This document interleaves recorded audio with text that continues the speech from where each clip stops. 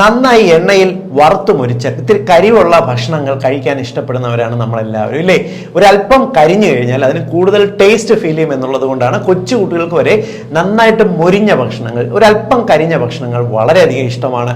പലപ്പോഴും നമ്മൾ കടയിലെല്ലാം പോയി ചിക്കൻ ഫ്രൈ വാങ്ങുന്ന സമയത്ത് ചിക്കൻ ഫ്രൈ ചെയ്യുമ്പോൾ ആ മസാല നന്നായിട്ട് മൊരിഞ്ഞു വരുന്ന ആ ഒരു കരിഞ്ഞ പൊടി കൂടി, ചിക്കൻ്റെ പൊടി കൂടി വാങ്ങുന്ന ഒരുപാട് പേരുണ്ട്. എന്നാൽ ഇത്തരത്തിൽ ഒരല്പം കരിഞ്ഞ ഭാഗം, നമ്മൾ കാർബൺ കണ്ടന്റ് കൂടുതലായിട്ടുള്ളത് നമ്മൾ പൊരിച്ച വിഭവങ്ങൾ കഴിക്കുന്നത് നമ്മുടെ കുടലിനും മാത്രമല്ല നമ്മുടെ ആമാശയത്തിനും കേടുപാടുണ്ടാക്കും.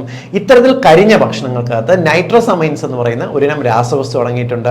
ഈ നൈട്രോസമൈൻസ്, നൈട്രേറ്റ്സ് നമ്മുടെ കുടലിനകത്തുള്ള കോശങ്ങളുടെ ജനിതക ഘടനയിൽ വ്യത്യാസം വരുത്തും. ഒരു തവണ കഴിച്ചാലല്ലോ കേട്ടോ, തുടർച്ചയായിട്ട് നമ്മൾ ഇത്തരത്തിലുള്ള ഭക്ഷണങ്ങൾ കഴിക്കുകയാണെങ്കിൽ ജനിതക ഘടനയിൽ വ്യത്യാസം വരുത്തുകയും കുടലിനകത്ത് ചെറിയ പോളിപ്പുകൾ ഉണ്ടാകാനോ കുടൽ ക്യാൻസറിന് വരെ ഉണ്ടാകുന്നതിന് കാരണമാകും. ഇവിടം കൊണ്ടും തീരുന്നില്ല. ഇത്തരത്തിൽ നമ്മൾ ചിക്കൻ എല്ലാം വാങ്ങുമ്പോഴുള്ള വറുത്ത് മുരിഞ്ഞ ആ പൊടി വാങ്ങിക്കത്തില്ലേ, മസാല കരിഞ്ഞ പൊടി, ആ പൊടിക്കകത്ത് ബെൻസൈൽ പൈറേറ്റ്സ് എന്ന് വിളിക്കുന്ന ഒരു രാസവസ്തു അടങ്ങിയിട്ടുണ്ട്.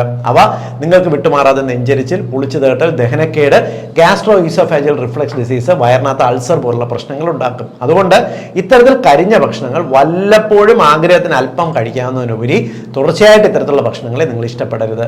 പച്ചക്കറികളോട് ചേർത്ത് മാത്രമേ പൊരിച്ച ഭക്ഷണങ്ങൾ നിങ്ങൾ കഴിക്കാൻ പാടുള്ളൂ.